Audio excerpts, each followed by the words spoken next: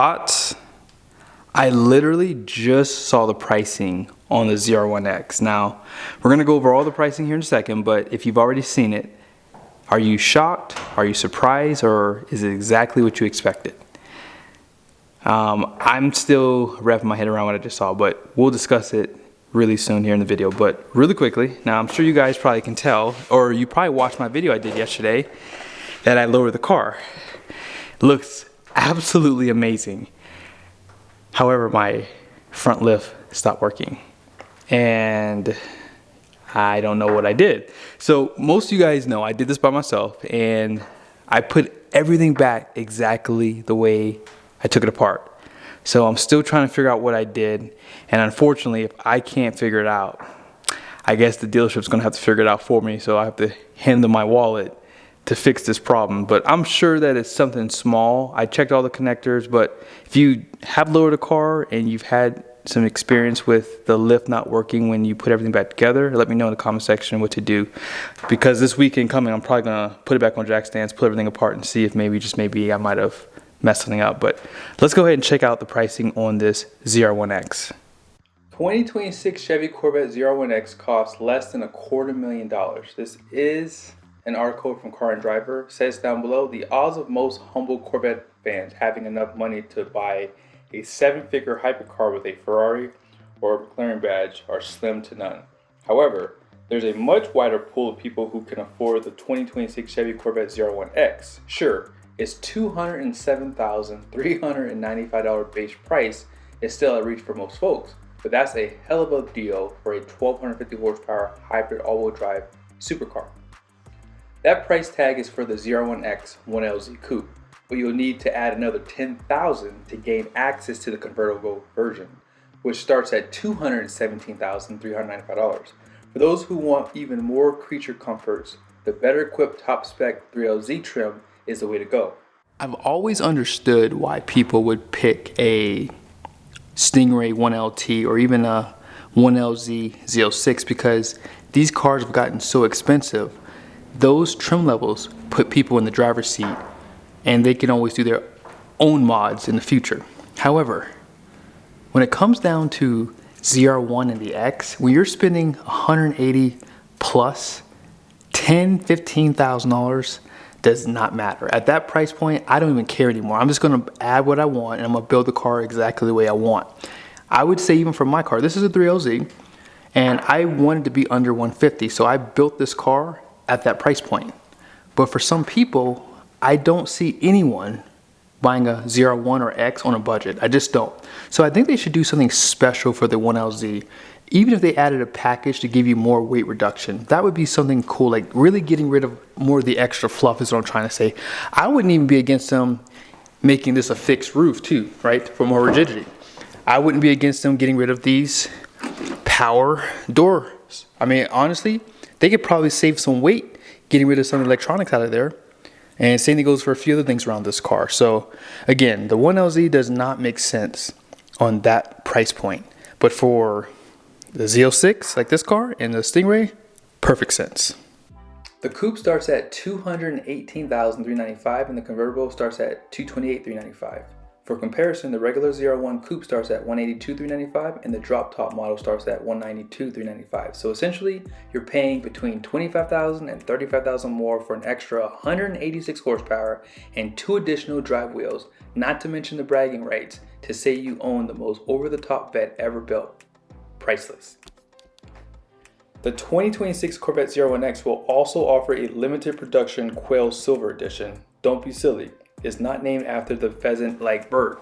The special edition's name relates to the popular Monterey Car Week event known as the Quail, and the ZR1X Quail Silver Edition will make its public debut next week at Pebble Beach, with a price that starts at $241,000. What makes the Quail Corvette so special?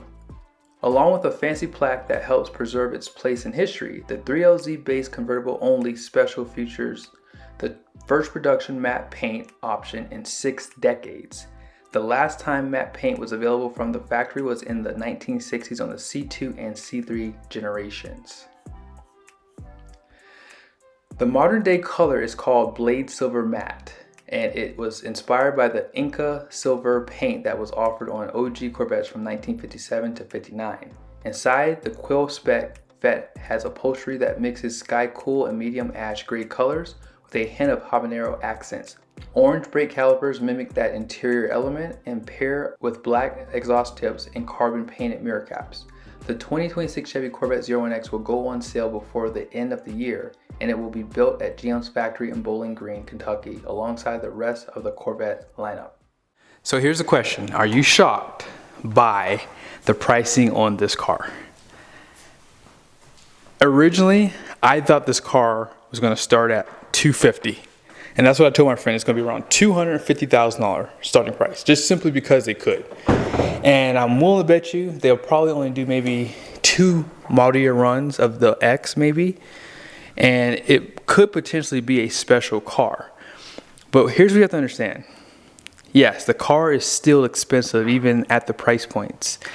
But let's go back and see how much the other ZR1 models cost from C7, C6, and C4. Now obviously the C7 ZR1 is probably one of the best cars. When you think about the horsepower and torque that this car has, it was standard with a 8-speed manual. And these cars have gone up significantly in price because of that 1-year run. Now, obviously, if you jump over to 2011, this was one of the best. This is probably my favorite. The C6 ZR1, absolutely the best. They were saying back then this car was $112,050.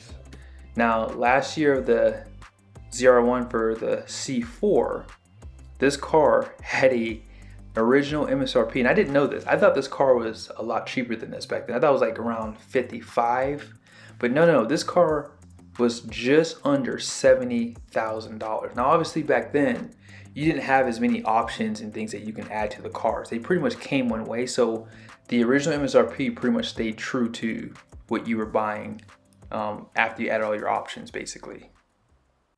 I'm still shocked by the pricing on the ZR1 from 95. Think about adjusting for inflation on that car today. It would be significantly more money. Now back then, 70 grand was a bargain compared to Ferrari and Lamborghini, but this car is too. But one thing you have to understand is C4, C6, C7 ZR1s do not have nowhere near the type of technology and just overall styling that this car has. Even thinking about the interior, that's what's really kept me from ever getting a Corvette in the past, is the interiors. The interiors have always just been too far behind. And they really fixed that with this car. But when it comes down to the ZR1 and the X, here's my only beef. Yes, you have insane horsepower and torque. And if you can afford to buy that car, why would you buy this over that one?